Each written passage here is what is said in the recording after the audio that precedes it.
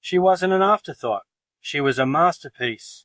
This is the story of Eve. You might know her name, but do you know her story? She was the first woman brought into a perfect world, a garden paradise. She wasn't created to be secondary. She was created for partnership. The Bible calls her a helper, a term that in its original language means a strong and equal partner.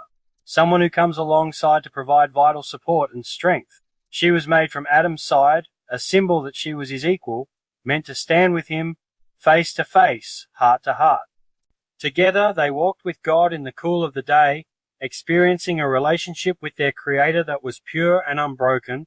They were given everything they could ever need and one simple rule to follow. But then, a shadow fell over the garden. A voice, smooth and deceptive, began to whisper questions, planting seeds of doubt. Did God really say that? Is he holding something back from you? A choice stood before Eve, a moment that would ripple through all of time. Trust the God who gave her everything, who walked with her and loved her. Or trust the voice of doubt, the promise of something more, something forbidden. It was a test of trust, a challenge to the foundation of her entire world. The serpent presented a lie wrapped in a half-truth, making disobedience look like enlightenment.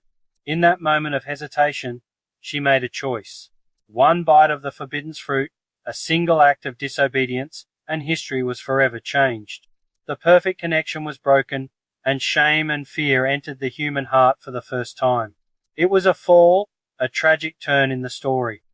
But here's the most important part, even in that moment of failure.